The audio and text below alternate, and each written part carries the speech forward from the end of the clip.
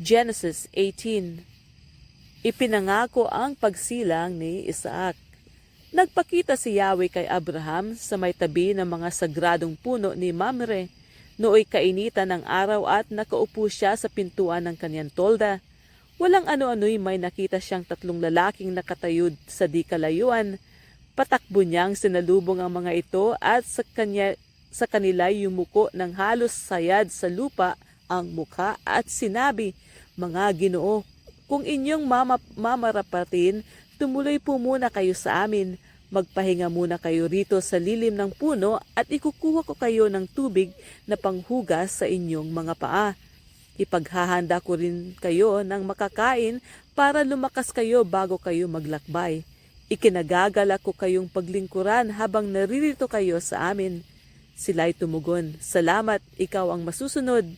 Dali-daling pumasok sa tolda si Abraham at sinabi kay Sarah, "Dali, kumuha ka ng 3 takal ng magandang harina at gumawa ka ng tinapay."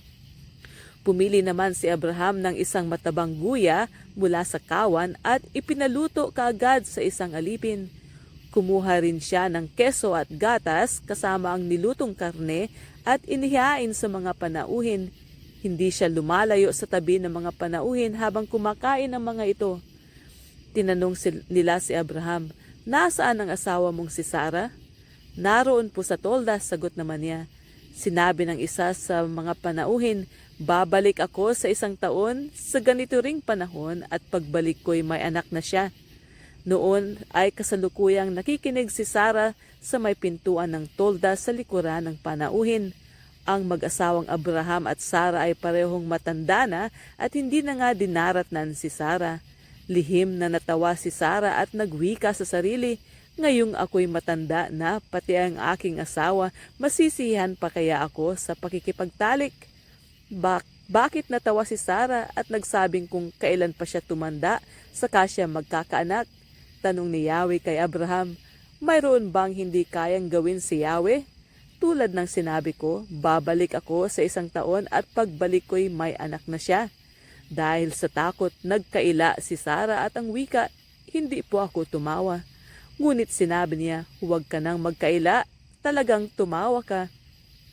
Pagkatapos umalis ang 3 lalaki at inihatid sila ni Abraham hanggang sa isang dako na natatanaw na ang Sodoma, sinabi ni Yahweh, "Hindi ko dapat ilihim kay Abraham ang aking gagawin sapagkat pinili ko siya upang maging ama ng isang malaki at makapangyarihang bansa. Sa pamamagitan niya ang lahat ng mga bansa sa daigdig ay aking pagpapalain. Pinili ko si Abraham upang turuan niya ang kanyang lahi na sumunod sa aking mga utos sa pamamagitan ng paggawa ng matuwid at pagpapairal ng katarungan. Kapag nangyari iyon, tutuparin ko ang aking pangako sa kanya." Kaya't sinabi ni Yahweh, "Katakot-takot na ang sumbong sa akin laban sa Sodoma at Gomora at napakalaki ng kanilang kasalanan. Kaya't bababa ako roon at aalamin ko kung totoo o hindi ang paratang laban sa kanila." Umalis nga ang mga lalaki at nagpunta sa Sodoma, ngunit naroon pa rin si Yahweh sa tabi ni Abraham. Itinanong ni Abraham, "Lilipulin po ba ninyo ang lahat ng tao, ang mabubuti kasama ng masasama? Sakali pong may 50 mabubuting tao sa lungsod, wawasakin mo rin po ba ninyo iyon? Hindi po ba ninyo patatawarin ang lungsod alang-alang sa 50 iyon? Naniniwala po akong hindi ninyo idaramay ang mabubuti. Hindi ninyo gagawin iyon sapagkat kung ganito ang mangyayari, parehong magdurusa ang masama at ang mabuti. Hindi ninyo magagawa iyon. Makatarungan ang hukom ng buong daigdig." At sumagot si Yahweh, "Hindi ko wawasakin ang lungsod alang-alang sa 50 mabubuting tao."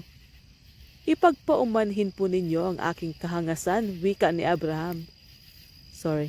Basahin ko ulit. "Ipagpaumanhin po ninyo ang aking kapangahasan," wika ni Abraham. "Wala po akong karapatang magsalita sa inyo sapagkat ako'y isang hamak na tao lamang. Kung wala pong 50 at 45 lamang ang mabubuti, wawasakin pa rin ba ninyo ang lungsod? Hindi ko wawasakin alang-alang sa 45 iyon," tugon ni Yahweh. Nagtanong muli si Abraham, "Kung 40 lamang, Hindi ko wawasakin ang lungsod alang-alang sa 40 iyon, tugon sa kanya. Huwag sana kayong magagalit, magtatanong pa ako. Kung 30 lamang ang mabuting tao roon, wawasakin ba ninyo? Sinagot siya, hindi ko wawasakin ang lungsod alang-alang sa 30 iyon. Sinabi pa ni Abraham, mangangahas po uli ako. Kung 20 na lamang ang mabubuting tao roon, hindi ko pa rin wawasakin ang lungsod alang-alang sa 20 iyon. Muling sagot sa kanya. Sa huling pagkakataon ay nagtanong si Abraham, ito na po lamang ang itatanong ko. Paano po kung 10 lamang ang mabubuting tao roon? Hindi ko pa rin wawasakin ang lungsod alang-alang sa 10 iyon, sagot ni Yahweh. Pagkasabi nito, umalis na si Yahweh at umuwi naman si Abraham.